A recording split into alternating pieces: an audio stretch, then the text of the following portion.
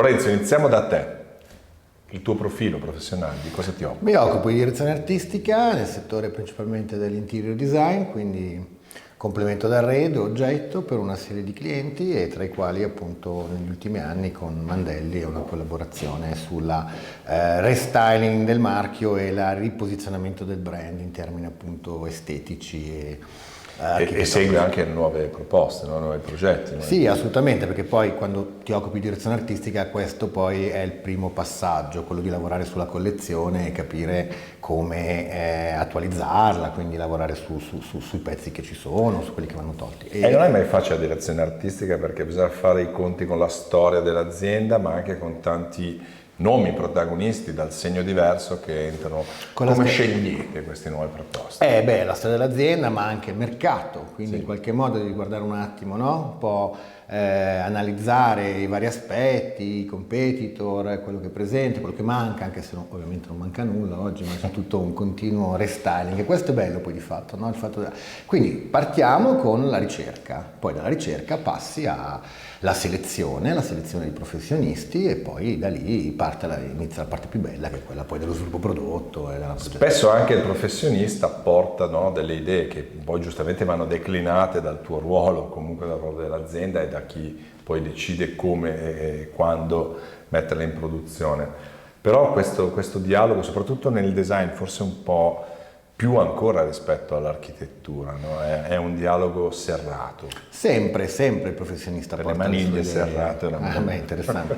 sempre il professionista porta le sue idee e questo è proprio lo spirito, no? Quindi un lavoro di scambio, di confronto. Nel design, a differenza dell'architettura, parliamo di fatto di un'architettura in una scala differente, quindi porta con sé delle complessità molto diverse, ma al tempo stesso, come dire, complesse, ed è bello poi quando hai a che fare anche con architetti, e non è sempre un vantaggio, però può capitare quando hai a che fare con architetti che fanno i designer o con invece dei designer che hanno fatto un percorso. Sono due figure molto differenti e con entrambe sono percorsi. Ma anche la destinazione dell'oggetto, della maniglia disegnata, perché spesso l'architetto prevede una maniglia pensata magari per un'architettura ideale, mentre il designer a volte si fissa forse di più sull'oggetto in sé, poi può essere utilizzato in varie situazioni. C'è ancora questa divisione o...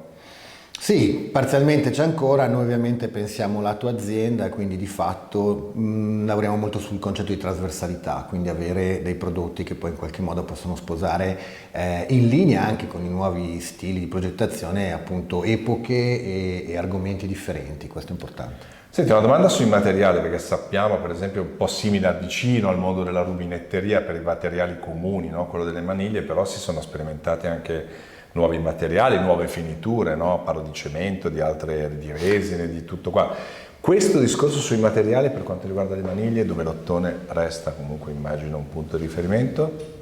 L'ottone resta e deve essere esaltato sempre più, proprio adesso stiamo lavorando a un nuovo progetto dove appunto stiamo pensando per la prima volta di introdurre l'ottone grezzo come finitura appunto propositiva in catalogo.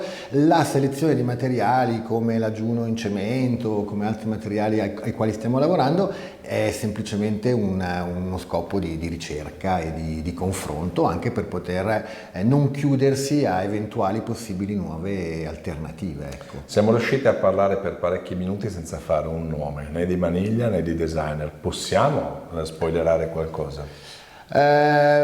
Stiamo, come dire, abbiamo lavorato per tutti questi anni con una serie di prodotti, in primis Piero Portaluppi, una maniglia recuperata che caso vuole ero su un set fotografico per un altro lavoro e vidi questa maniglia disegnata a Portaluppi all'epoca per Villarecchi Campiglio e da questo punto siamo andati a, come dire, con gli archivi a coinvolgere questa riedizione. Nuovi progetti ai quali, come dire, in qualche modo lavoriamo costantemente. Per esempio con Dainelli Studio abbiamo iniziato un nuovo percorso che porterà adesso alla presentazione di un nuovo progetto, una maniglia molto minimal, al tempo stesso modernista, quindi che vuole ripercorrere un po' quelle epoche degli anni 30, appunto, dove siamo partiti poi con Portaluppi, no? Quindi in qualche modo vedi che un progetto di archivio fatto 70 anni fa e poi oggi un progetto nuovo che comunque in qualche modo si lega. Mi piacerebbe farti una domanda un po' particolare. La maniglia sembra un oggetto di un'altra epoca, ormai in teoria riconoscimento facciale, comandi vocali, sembrerebbe un oggetto che è destinato a sparire. In realtà questa fisicità, che è un'architettura che si tocca, no? Un oggetto che si tocca, resta, anzi, a volte la miniaturizzazione prevista è stata disattesa. Sì, e resta, poi il mondo è ampio e i tempi per cambiare Della le casa, tecnologie sono un po' come il discorso del libro, no? Che il libro sparisce dal mondo, in realtà poi torna, no? Quindi la maniglia porta con sé una gestualità, che è quello proprio di essere tu ad aprire, a chiudere, quindi questo aspetto meccanico, un po' come il cambio automatico nell'auto, no? Oppure no, insomma, quindi Le auto sportive hanno il cambio manuale. esattamente, quindi credo che la maniglia in qualche modo, infatti il claim di Mandelli è stato scelto Design in Your Hands proprio per il fatto di giocare su questo concetto, no? Quindi il fatto è un invito a prendere, ad afferrare una maniglia e aprirti verso nuovi orizzonti. Senti, un payoff l'ha già detto, però chiudiamo di solito queste interviste con una parola chiave che è la filosofia del momento, il tuo modo di essere in questo momento, una parola chiave, una frase. La parola chiave è modernità, quindi essere al di sopra di ogni stile, di ogni epoca. Questo è quello che cerchiamo di fare anche in questo progetto. Grazie. A voi.